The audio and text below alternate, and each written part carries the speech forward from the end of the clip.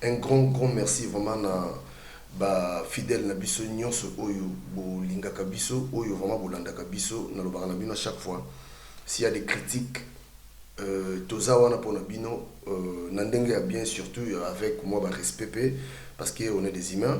Merci beaucoup na Washington, des grands pays, na Munich, un grand merci à toi. Merci encore na Alvaro Mwanza, le prince de la paix. Sous Natanga Rabinoza parce que vous avez battu Oyo Boza Kosala vraiment que tout le bel la vie et qu'il est toujours Naliboso, le coiffeur de l'éternel, Audrino Muzombo. Voilà. Je crois que vous avez Nazana, pasteur Marcel, encore une fois. Naye, Nalobaka chaque fois, tout solo là, Canabiso, parce que c'est un tout solo là. Bonne pasteur Marcel. Bien, Papiken. Pasteur Marcel, n'a mieux encore le lot, tout mes gros là, parce que moi, situation, na Congo, ils ont vraiment critique. S'il faut le dire, situation vraiment critique. Et puis, na Congo, lelo, c'est-à-dire, tout le monde bateau bakoufi, bateau ba manifesta qui, c'est-à-dire, bateau ba marcha qui, pacifiquement, babima qui n'a problème té, babima qui n'a pas instrument té, bazaki n'a pas arme té, donc, ba marcha qui pacifiquement, mais, bazu ba lacrymogène, bazu ba mindoki, je crois, aux a sans ignorer, et puis ma camonio sont dengue les qui na Namboka na biso déjà point de vue na yo ndenge bato baza ko kufa boy bato bazo bima baza ko marcher pacifiquement bato babeta bon masasi beta bango ba lacrymogène et point de vue na yo déjà na makamwana pona nini bongo ko nini. Merci beaucoup Papi Gen pour na moto na yo. Et puis naza ko pesa mes condoléances na ba famille nyonso o ba bungisi ba makati ya Congo na kati ba marche oyo. Et puis comme toujours toujours na penser na bato ba kufi na Congo parce que biso a congolais to bossa na mingi. To moni Rossi ya kufi. C'est vrai a kufi vraiment simbi pota na e makila na e et puis a kufa mbala moko te mais azo kufa azo mona vraiment que non ngai Rossi na kufi. Na kufi pona nini na ibité na selo moté na kufi pona Congo donc a senti que l'élite na ye et a commis la victoire té espoir na ye et comité pe ayebita mwazo kufa atiki ndako na ye ndenge nini mboka na ye ndenge nini donc ezali mara mingi mais na yo sa ba Congo ba Congolais ba kolanda biso que Roxy a kufi. Mais il y a 8 millions de morts, même 10 millions. Moussouba beti bango na maboka. Moussouba kati bango donc bazo mona ke bazo kataye. Pona nini balobino batu bakoti na Ituri babomi 8 morts bakena bango. Parce que mukoroxia kufi na kananga bakufaki 10 lobby avant-hier lega kabila yemoga babomi 9 na Katanga. Donc tozo mona ke mboka na biso liwa nde loko ya moins cher eza na mboka na biso biloko tout vieux za cher makambo za cher c'est-à-dire tuer les Congolais plutôt c'est un art ya batusi na mboka na biso pona ko exterminer peuple na biso et puis pona ko occuper mboka na biso ndenge lelo ekomi occuper tozo wela mboka na bango bazo beta minduki toza na batu nyonso oyo tolobaka ba mende ba boshab ba minaku bango so to moni bango so ke ba no sona bazo mona oyo zo le kana kata Congo mais bazo continuer ko soutenir Kabila parce que azo ko corrompre bango régime de corruption siko motuna do mituna na situation oyo ya lelo lobby est-ce que Congo to ko zwango quand et comment parce que bato bazo mané bazo kufa ba marche ezali pour ba marche ezalaki nango depuis kala bato musu balobakati na ndaki réunion à Paris Kolobi balobi ba marche bato bazo kufa mais à Paris Kolobi soko tali bien a proposé penda eloko moko ya malonga penda te et puis tout le monde que à Paris ko ngwanda aloba très bien muto aza kanambe à l'actif comment que il a fait du renseignement. Mais au niveau politique, il faut proposer quelque chose. Il faut sécurité, force de sécurité, comment koluka kokanga mutu wana ou bien koluka kobenga na ye. Bon, na minute oyo elo na lobana ba congolais pe bazoyoka biso tangu mosengo azoloba ke médiocrité za na mboka na biso. Médiocrité eza ya solo. Omoni ke lelo ba marche do salama bato yi de pesa basengaki rassembler basengaki marche deux fois mutu mota abimi. Bato baleli babi ya mboka ekei. Sikoyo ba marche bandi toke na ndenge nini. Et aux atobimi ba marché. Semaine oyo ou bien moi au ba marché sous ba marché pour na nini. Deux marches ba sel pour na nini. Na royo zabino boy médiocrité za na mboka na biso. Parce que ba homme politique ba sel ba tusi ba sali tout que mboka na biso eza sur ba leader nationaux té. Ba le bien à part ce que dit Martin Fayulu ba ningo ndima été Gisine Kasavu ba ningo ndima été ngwana ba limba effacer ce que ba limba effacer ba tout. Donc toi sur la leader té biso mongo to mo na siko te ba ngosu ba vanda nanu ba ngosu ba vanda nanu mosengo na totela mosengo. Et nyonso ana zo profiter kana munguna. Alors que zo senga ke to sanga na biso nyonso poto bunda bitumba oyo to bano koma ngona suka to benga na muto oyo.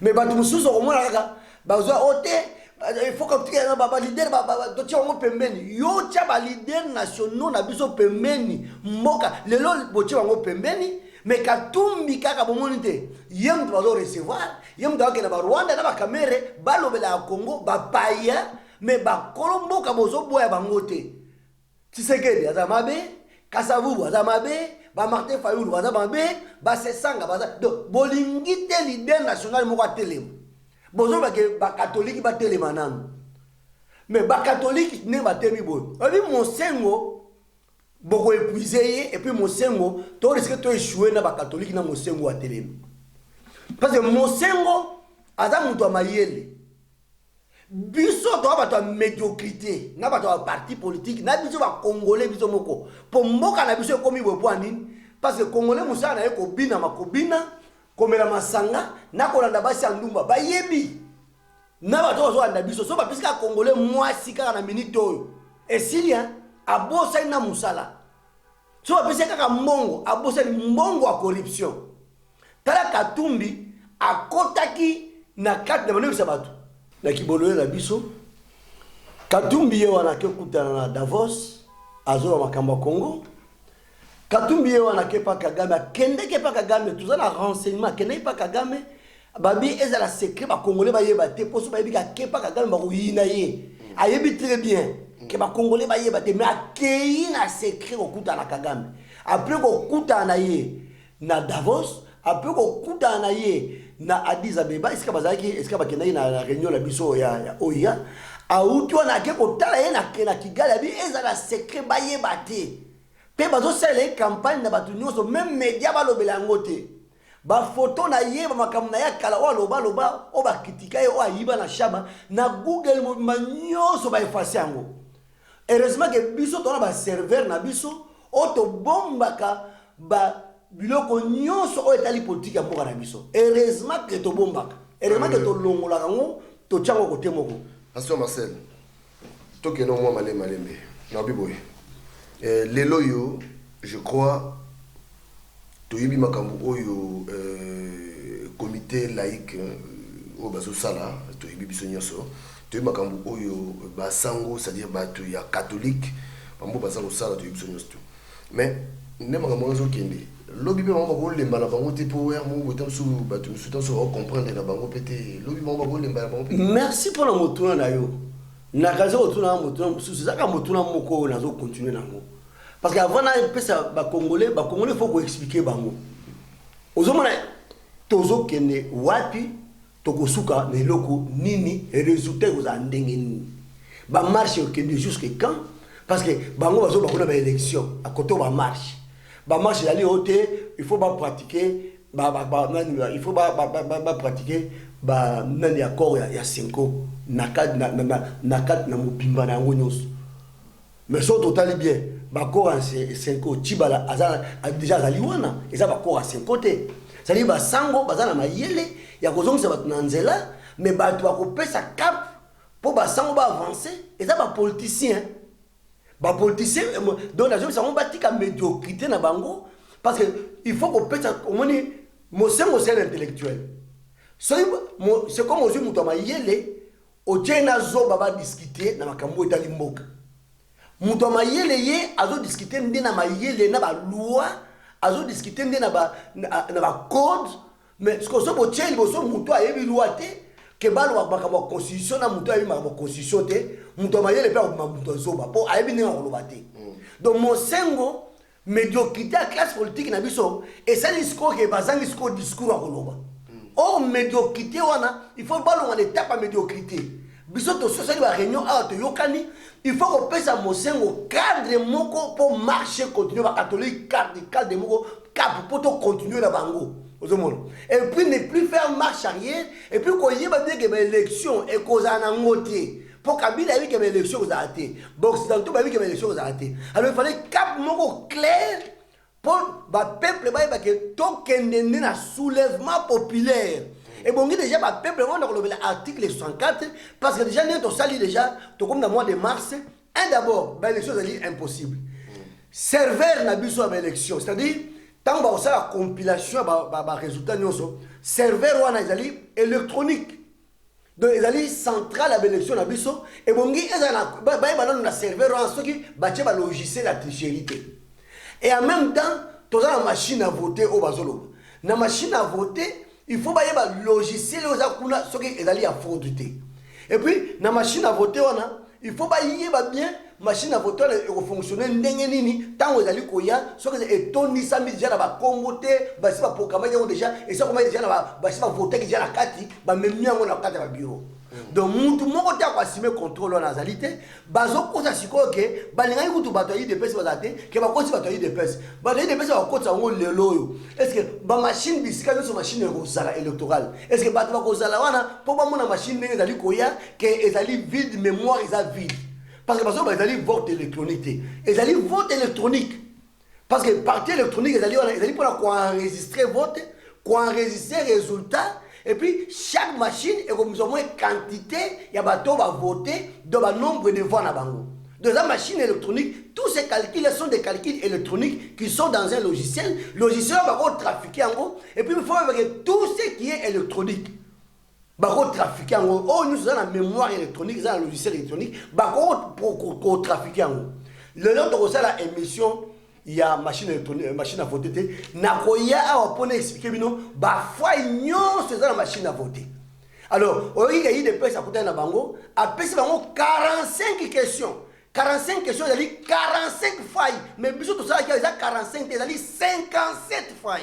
Na carte machine on a pour la tricher parce que biso na ba informaticien na biso na centrale na biso d'analyse to sali bilo to moni que ezali na 57 problèmes. Donc c'est posé oh ba yebi que na 57 problèmes on a et ça ba réponse à tricherie na niveau nyonso nde machine à voter wana. Alors ce qu'on va yebi que opposition on y maté donc nanga pa yebi ka zo piéger ba élection parce que nanga ko garantir sur ba élection té. Même si on a convaincre biso. Alors convaincre biso parce que l'élection est dans le même gouvernement va tricher. Il y a mis balé na tricher, il y a mis ça tout et là on est au sac va tricher. Qui a dit boira? Ouais ça mais ça n'a pas tricher. Bangwa parce que miyibi. Président Kabila, c'est un criminel, un voleur. D'abord un usurpateur, d'abord un mouton, un criminel un bandit n'engazali wan. D'abord nous avons dit que mouton il faut to kangaye to memaye devant la justice na biso.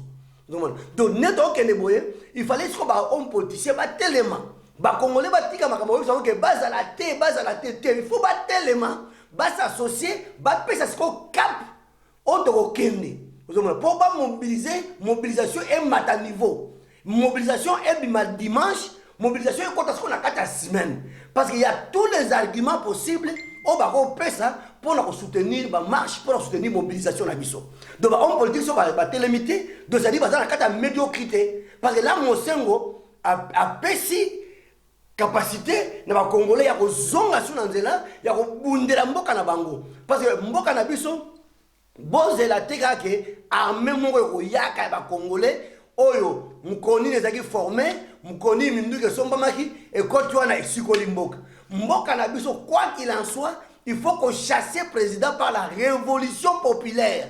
La révolution populaire wana néo constitution dit article 64 pour président azali illégal pe illégitime. Donc le moment où ezali wana soki ne tozo kende boye c'est comme si tozo légitimer bango tozo ndima bango. Il fallait mobilisation et mata. Même ba congolais ba yoka biso ba classe politique baza médiocre.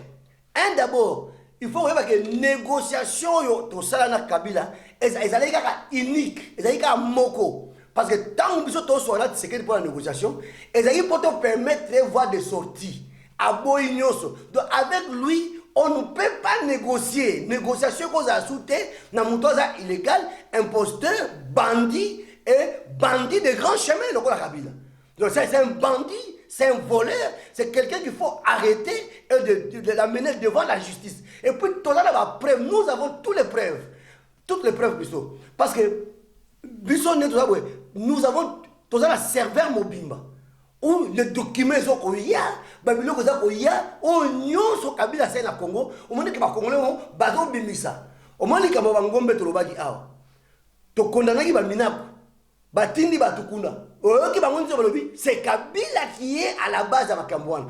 Or bato e baté bazo o s'assoit contre biso te il y a une armée toute si déjà ils ont la carte ya Angola na kati ya Congo Brazzaville na côté Pointe-Noire ba tous ba bombani kuna bazali kozela po ba attaquer biso à partir de Kinshasa ndo moni bato bande koya na ngombe basi ba yeli bango ba arme babimi wana ba ngombe mais basi ba yaki kala basi ba repérer basi ba tiki ba stock na nzela na ba arme ba bombi pona ba tusi pona ko bundisa gouvernement ya Kinshasa so Kabila seulement populaire et salami. Donc alors il faut biso ba congolais tous na bokebi. Et puis, tu as une armée na biso. Armée na biso, quand tu as wana. Tu as compté na yango. Parce que le soulèvement populaire, tu as compté na armée na biso. Armée na biso, tu as compté na biso. Nemo ou tu as dit que tu as armée. Pe armée na biso, armée sécurisée, peuple pour la armée. Donc, biso, il faut te dire que même ceux qui armée na biso, quand tu as soldat pour armée, et ça va conduire à soldat. Et ça va soldat na biso. Toyebi ndenge nini basoda na bakoki ko agir ce qui soulèvement populaire ezali malgré que basali bache to moni na analyse biso bache ba élément belé pour la prévoir comment ba obunda soulèvement populaire mais biso toyebi que bongi ba politicien d'abord bache na no bato belé na nzela so bache bato de belé na nzela na ba donner en nzela toyebi nini mukokoluka ko kanga mutu parce que il faut ko kanga ya kimate so ka kim pasteur pardon. C'est vrai, je suis toujours le Bahawa, ils ont bien. Mais, quand il a tout l'arrêt, le Romo. Batu Otil Lelo, Bazo travailler n'a pouvoir sanguinaire. Batu Otil Lelo, travailler n'a pouvoir, c'est-à-dire les Congolais qui travaillent avec l'occupation. C'est-à-dire les Congolais qui travaillent avec l'occupant. Batu Wana Lelo Oyo na habité, est-ce que Baza n'a conscience que Makilo Ezotanga, c'est de l'air? To baza na bango na conscience té et puis ceux qui bazo salango pourquoi bazo salango parce que tout le monde awa batango butu to kutanga bango awa na banzela par-ci par-là tout le monde comment maintenant batouana lelo bazo souffrir mais si ko batouana ba congolais au ba travailler na avec l'occupation na yebité et le connais otinda bango vraiment ti lelo ba mona ka makila ya bande kono bango etanga d'accord oyoki obi ba congolais on va travailler dans l'occupation. Bogi motuna papigen, ça motuna moko munene. Ba ya ne faut ya no mutu, to pesa ya na mayele. Ba congolais ya zo tanga occupation wan. Les congolais qui protègent l'occupation. Oh va zo protéger l'occupation. On va zo collaborer, collaboration directe na ba occupant. Ba ça ba congolais nini. Le lot oyebisa bino avec des exemples à l'appui. Pour ceux qui ont fait l'émission, ils ont fait un type quoi. Mais il y a quelqu'un qui a fait un exemple en gros. Mbouyu, on va nommer conseiller spécial en matière de sécurité pour le président Kabila. Bato bakanja za Congolais. Maman naye aza mutu ya Shaba Katangez, papa naye azali Tutsi. Muto babengi ke mova sakanya. l'un des parents na ye azali Tutsi. Donc jamais Congolais de père et de mère a koki ko travailler na Kabila. Kengo bache wana. Kengo bache sika kwa ba sa constitution de manière que Kengo après Kabila cause à Kengo. Kengo de père et de mère étrangers. Donc batuto au moins on travailler plus na Kabila, la plupart baza ba Congolais penza te. Et ça des Congolais au bazo s'appuyer na kitutsi na bango, likola kitutsi na bango nde bazo sala musala. Et il y a beaucoup de Congolais qui sont comme ça. Baza de paramoko congolais, paramusu tutsi. Donc bazo se considère comme un Congolais, il s'appuie sur na Tutsiland, na Tutsi Power pour occuper mboka na biso. Et à la tête du pays, bache un Tutsi. Tout le monde Johnny Hallyday, par exemple, Moussangwana. Johnny Hallyday, tout le monde, moi, si na Laetitia, azote mana bana mi balé ba chinois, le ba coréen, le ba asiatique mi balé ba adopta bango na Johnny Hallyday. Tout le monde, moi na moi si, na moi na mobile. Ba tele miona bazo wela héritage. Tout le monde France mon baby toza indigné. Il y a vraiment que bana de collaboration Johnny Hallyday un français bazo discuter héritage na bana mususu ya mopaya. Balobi nini bana mopaya ba pesa bango po papa na bango adopta ki bango pe bana ya o aboti ba pesa pe bango héritage. C'est le même likambo ça na Congo. Tout le monde va ninga Johnny Hallyday bazo le la télévision ba ministre bazo le babi non. Bana Johnny bakangi bambongo nso bino tu faut tokanga nyoso il faut bana na e bazo mbongo mais Kabila oyo désiré le roi désiré Kabila tout le monde bana na été même ba amis à Kabila les amis politiques même ba oya ndomaki même ba Katangé ba ba kati lokola ye nanto même ba ndeko na famille nanto moni mutu moko ta telemi pour asenga héritage. Mais toyoki kaka de tuerie bana Kabila ozo bango na tutsi oyo aza adoptif tutsi adoptif azo boma ba congolais balubakat même ba camarade ya Kabila Désiré Laurent Désiré bazo lobela été otomoni ba musicien français ba camarade de Johnny Hallyday ba bimie belé bazo non ça ne peut pas se faire. Est-ce que Laurent Désiré Kabila n'avait que des ennemis? Ou bien il n'avait même pas ses frères, ou bien Laurent Désiré Kabila, tous les Congo va yinaye, na ba kat va yinaye, ba chabé va yinaye, moutoko lo la bananae azalité. Mais supposons yo am yo bochab, ba sali banana ondengi wana, na ba ninga na yo boza on a perdre, ba ko lo la banana yote. Est-ce que yo ko sepela? Comment c'est possible? Tout le monde na France ba musicien nyonso ba telemi, ba camarade de Johnny Hallyday. Batelemi, ba français nous sont batelemi, ba indigné, ba non, ba petio, ba étrangère, ba fille nous sommes baléwan. Ba bana Johnny Hallyday bango il faut bazoa héritage. L'État français a kangi. Mais ouais biso l'État et le côté nanu tomoni bana Kabila complètement abandonné. Bon, comment bana Kabila a abandonné? Parce que ba Congolais collabo mbuyo boyo kimbuyu. Celui qui était premier la Kabila Oyo, le premier secrétaire particulier à Kabila en matière de sécurité. Yem est chargé d'éliminer physiquement la famille de Kabila et de faire tout pour faire passer ces Tutsis comme un Congolais. En effaçant toute la famille, parce que nous avons des faits, nous avons des preuves à l'appui. Et Moutou Ozaki, vous vous enrayez, Ozole dans les médias pour expliquer, c'était Mende Ozomona Mende.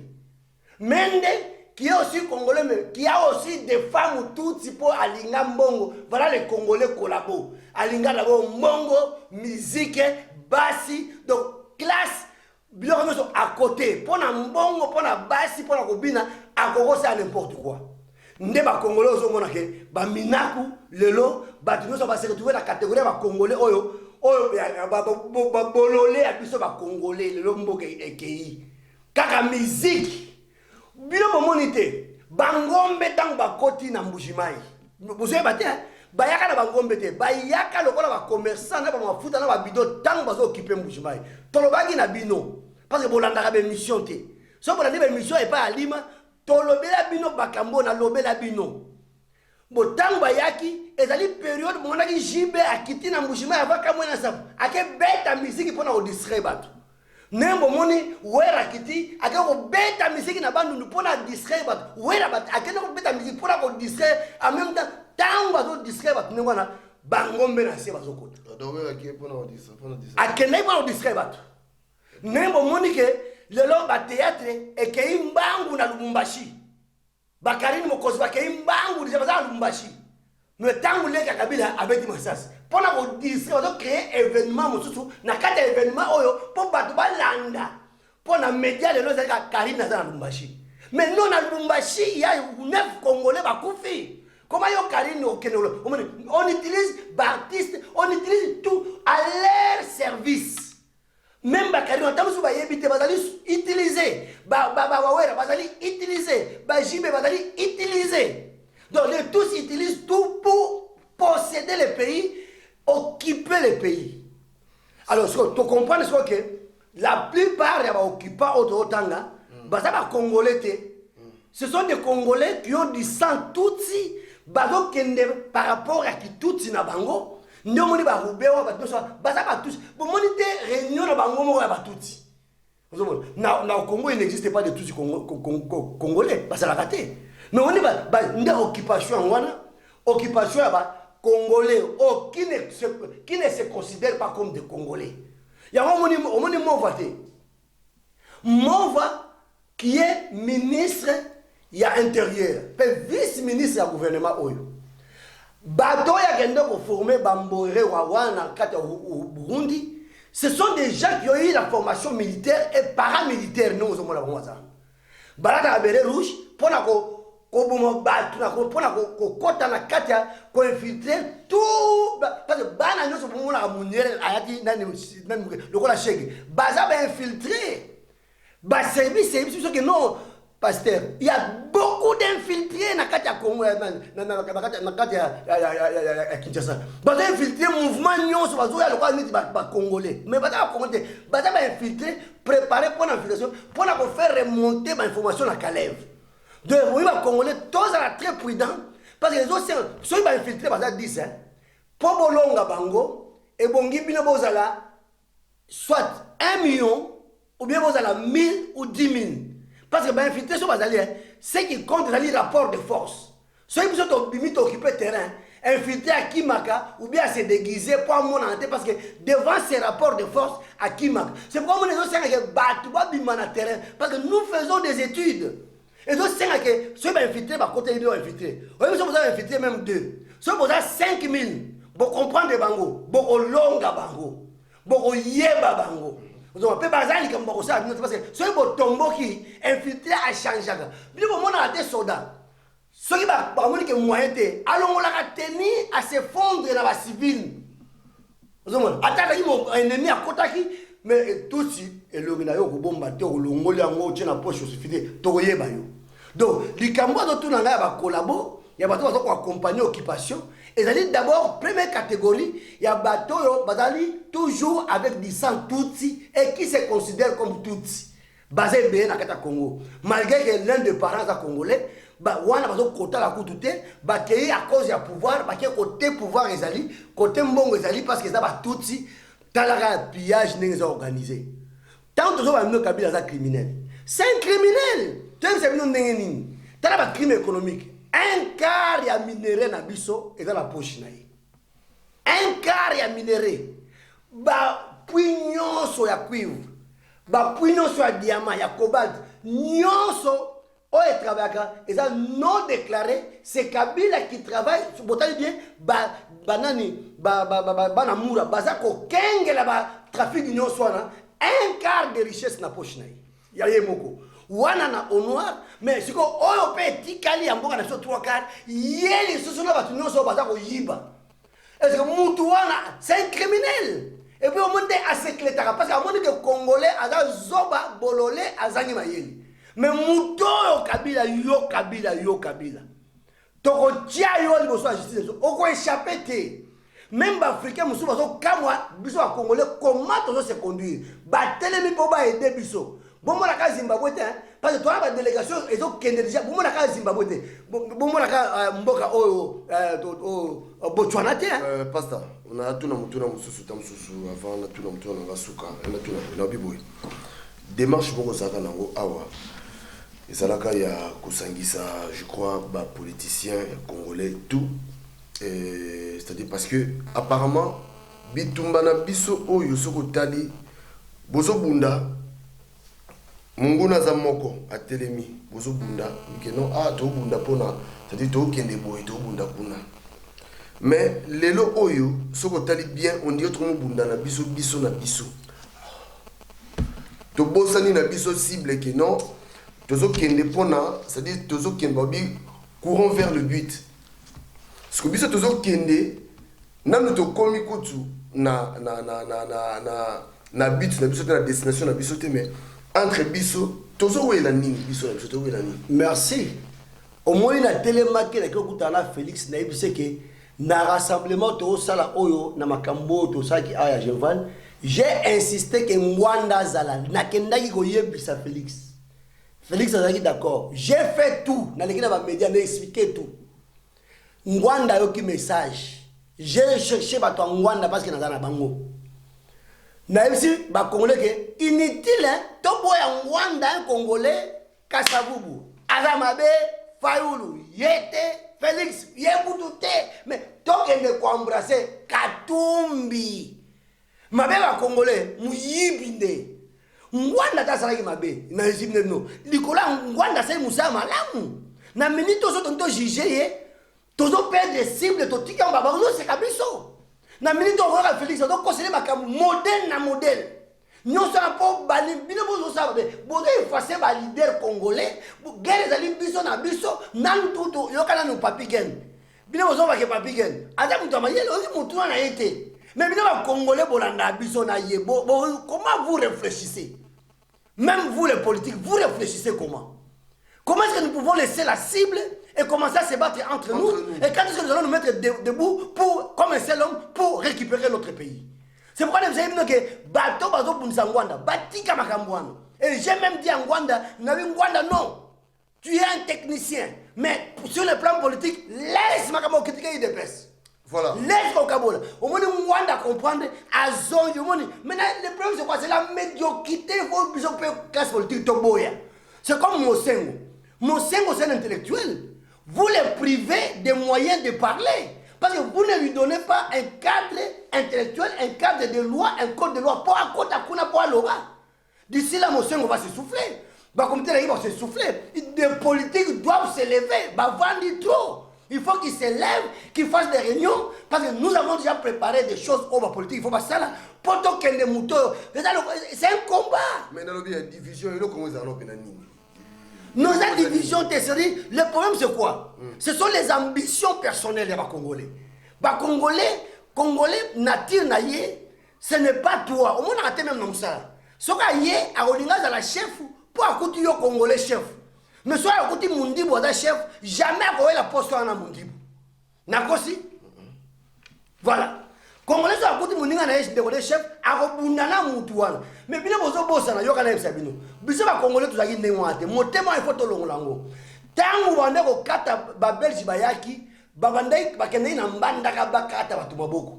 Banani babunda kota kota mbandaka babunisa la Belge. Baluwa na batambandaka basangana ki nomoni muluwa na mtambanda bataka apepe proche babunda ko Belge kata batambandaka maboko te soyi biso totele makate tolobela ki vute mais ki vwezate biso ko la bolingo ya kolingana biso na biso omoni ngana tema kiao na tomboka kiao na bi mozito fakende mozito atelemi alanda ka biso ayoki ba yipsinga pasteur Marcel olobi très bien mozito akei oyi muzito ngazongi akosi abi kabila ndaza la base alobi polele abi kutineta lobi boye boye ba ke liwana ngai déjà na engagé liwana ngame kabila ndaza la base voilà muzito abo acheme na mnokote na lobi makambo kizenga na bi kizenga fatele ma rectifier bon monte kizenga telemi alobi ke ba se séparer déjà na majorité présidentielle ba ala sukuna te Parce que bazolanda biso boki biso ba congolais liboke moko tata oyebi ke so tolobi tata boko yo kanisi moko akondi maboko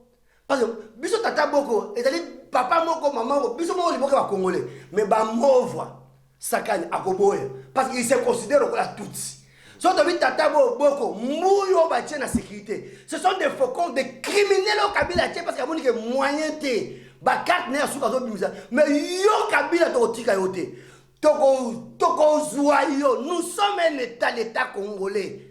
Toko exister, Toko Zouayo. Même, ogi mon amputu nenga lobby. 3 conférences, alors on va expliquer comment Roxia Koufi. Lukuta mentait plutôt, il en restera toujours quelque chose. Tu mentiras aujourd'hui, tu mentiras demain, mais après-demain, la vérité va te rattraper. Bande Konangai, Congo, franchement, Mboka Napso Congo. Congolais au moni makambo yo soto sorango boye parce que er bongo boye ekomiko c'est-à-dire ekomi trop donc to komi obligé ya koloba parce que des fois tout ça ko kamwa niveau il y a division on a évité on se divise pourquoi pour l'intérêt mais papi quel ndonangai na évité biso mbalewa toko benda na wa toko luwa mais ba congolais bazoyo kabiso franchement pourquoi on politique bango souté mais qui vous a dit que bango té parce que Mosengo a besoin de bango pour qu'il puisse donner un cadre de loi politique pour Mosengo pas marcher continuer. C'est pas Mosengo qui va dire article 64. Ça doit venir des politiciens. Et nous devons préparer l'article 64 sur le pas populaire. Ça, c'est le politicien. Mosengo, ce qu'il a fait, ça suffit. Ce politique, Mosengo, non, pas marcher, il faut se souffler. Maintenant, il faut préparer un cadre. Mais tout ça, la médiocrité des hommes politiques, ils ne comprennent rien du tout. Et puis, qu'est-ce qu'ils doivent faire? Il faut tous les canaux médias. J'ai essayé, contacter, ils sont d'abord difficiles à accepter. Ils ont une oreille dure à entendre. Par contre, les conseillers, Pasteur Marcel, il faut expliquer la média, il faut que ces gens-là, qu'on donne un cadre politique. Parce que Mosengo, il se bat avec des armes intellectuelles. C'est un intellectuel. Maintenant, vous lui privez des armes intellectuelles et vous le mettez en face d'une majorité qui n'est pas intellectuelle. Au moins, la majorité, c'est argumenté. Oh, Basango, oh, Jésus-Christ, ce ne sont pas des arguments. Oh, Jésus-Christ. Mais quand Jésus-Christ dit que, montrez-moi, l'effigie ici, c'est pour qui? À César, cela signifie quoi? Quand Jésus-Christ dit que le magistrat est serviteur de Dieu, qu'est-ce que cela signifie? L'Église peut tout faire. Mais là, je vous dis franchement, il faut que les politiciens se réveillent rapidement qui se réveillent rapidement pour lui donner le moyen intellectuel codé et les moyens institutionnels pour l'itoyer quota tirer comme en article 64. Parce que là, comment est-ce qu'on peut mobiliser tous les Congolais? Comment est-ce qu'on peut les mobiliser? Parce que tu as vu qu'il y a une élection qu'on a ratée. Et puis il est très bien que dans 47 ou 45 questions, on a répondre. Mais nous avons fait l'évaluation. C'est 57 dans les cas et là, on a programmé la machine pour tricher les élections. Pendant qu'on fait passer l'ancien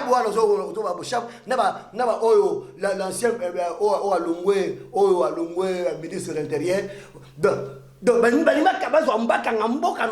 pour diriger Mboka de loin.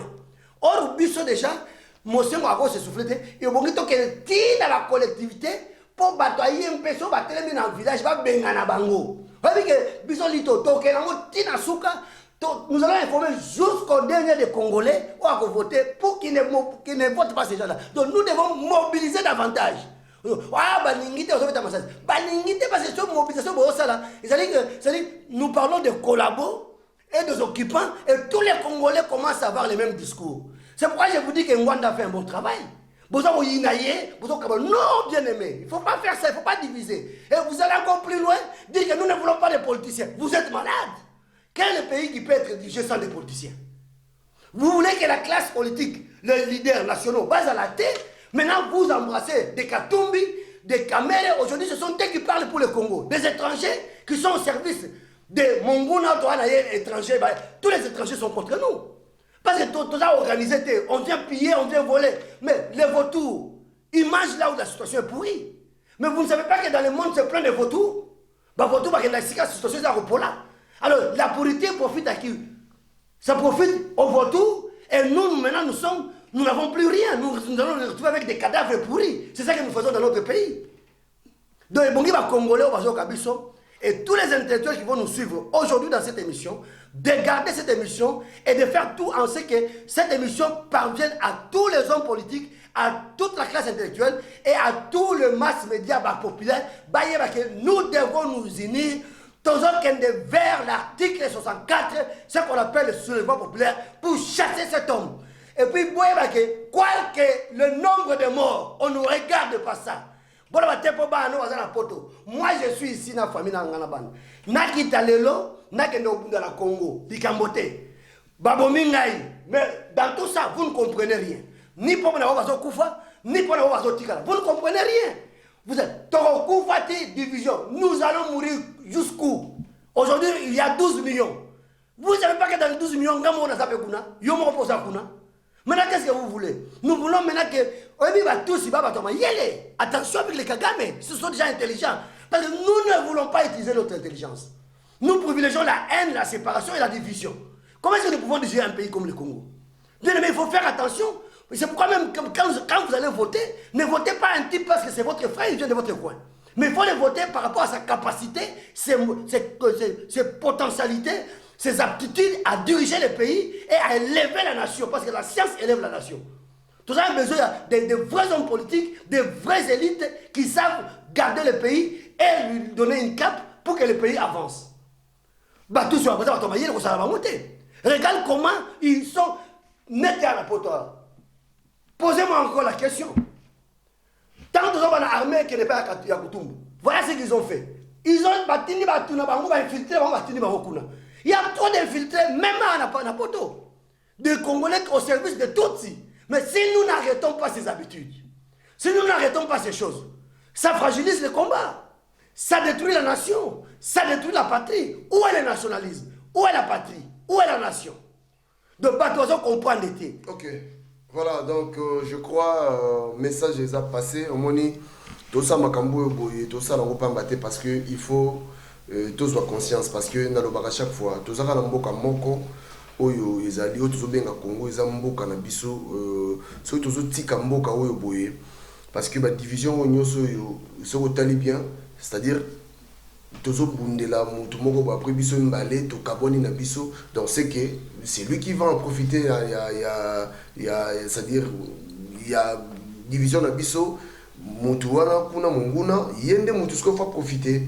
Donc tokomi na suka pasta je crois Tolobi, Tobeti déjà c'était Oyayoki, Oazamato, Yakoyoka, Ayoka, de Tolobi émission, vraiment, s'il vous plaît, partagez cette émission et n'oubliez pas de s'abonner, vous s'abonner massivement na Tolobi la vie parce que Mikolo, comme il y a temps, il faut voir nos émissions et belé parce que tu as vraiment besoin congolais, il faut aller congolais, il faut comme un niveau où tu as besoin, tout faut comment, c'est-à-dire tout comme pena na kibomoko. Nalinganga ndenge tosukisaka intervention na biso te olingane tosukisaka mais tosukisaka ondeko toyoka biso te etikala likambo nga rappeler ba congolais o bazoka biso parce que mon amputu aliki na ba conférence wana solo la likambo to eza likambo solo la biango te eza mabe parce que ba officier armé bazoka biso tant tolobaka parce que mon amputu ba Kolanda ba congolais so ba Kolanda alobi na bino boy batuni. On a vu dans la marche des gens en civil, cagoulés, tirant sur la population, et puis ces gens-là ramassaient des cadavres. Nous avons les films. Et puis, toujours années Bazolo, c'est des mercenaires. Moi, je suis dit que obligation. Parce que déjà, dans le Bango, ils ont 3 choses à faire. Maintien de l'ordre, prévenir d'abord prévenir le danger, la prévention, le maintien de l'ordre et la répression. Donc, ils sont prévenus que Bato a Bayak. Mais maintenant, pour maintenir l'ordre, il fallait que Bato a Kagoulé. Parce qu'il a reconnu que Batouana, ils ne font pas partie de la police ni des forces de sécurité et Mboka Nabiso. Mais vous voulez que mon ampoute vous parle comment? Mais moi, pour tout le temps, c'est que tu vis dans un pays occupé. Mais toi, tu es un intellectuel. Mais on l'a mis pour l'aider. Mais au moins, il faut une stratégie. Il faut faire quelque chose. Quand je dis que notre armée doit faire quelque chose, notre armée ne doit pas rester deep. Moutouana, il faut les chercher, il faut les cueillir, il faut les ramasser. Bon, il y a un accident. Mais il faut préparer comme il a pour la moutouane à la tête du pays. Parce que moi, pour toi, le bien clairement. Ces gens-là ne font pas partie ni de notre armée, ni de nos forces de sécurité. Mais il reconnaît que ces gens-là, on les voit dans la marche, ils sont cagoulés en civil avec des AK Maboko et des Kalachnikov. En train de tirer des armes létales, en train de tirer sur les populations et de ramasser les cadavres. Combien de disparitions dans la Kinshasa vous avez battu? Alors que ces gens-là ont été tués dans la marche. Maintenant, avec tout ça, si vous n'arrêtez pas ces gens-là, nous n'aurons pas de preuves pour incriminer cet homme. Toi, dans le film, il faut arrêter 2 ou 3 personnes cagoulées. Il faut que la police fasse le travail. Il faut... Tu as dit que les Congolais, on ne les donne pas des armes. Ils ont infiltré qu'ils sont des Tanzaniens.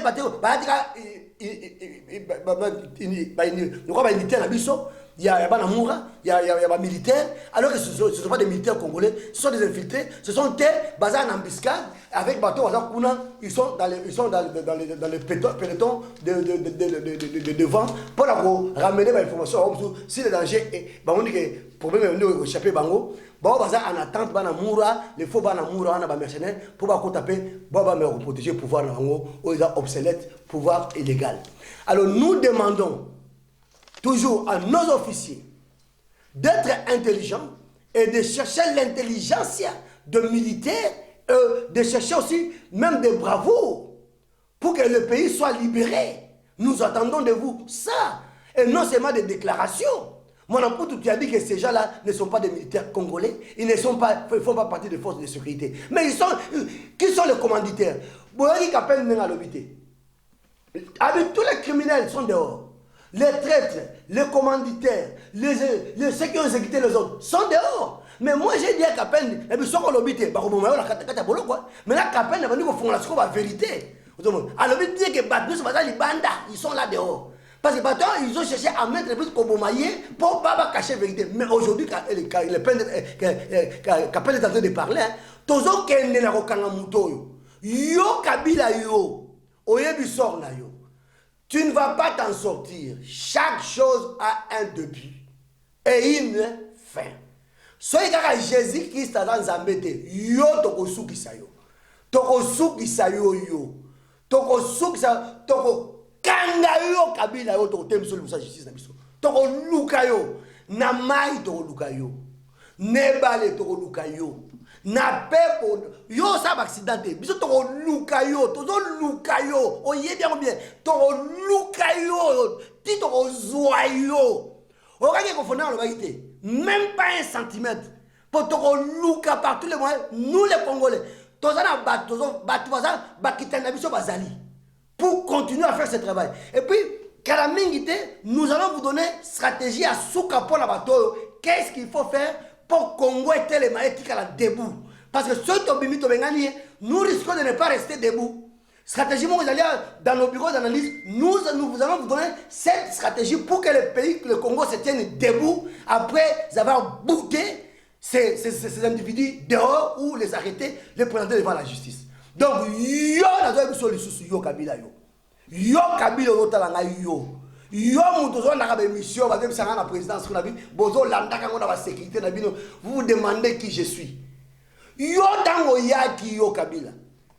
Tala bien la archive ya Mobutu. Mon nom était là-bas. Derrière bateau Mobutu ando luka pour éliminer. Mobutu mamati yo. So nzamba batelinga yo sangani. Moi je n'ai pas peur de toi. Comme yo yebite ke ba officier mususu azotala ba yebinga bien ba misaka na boloko na era Mobutu. Yo yebite.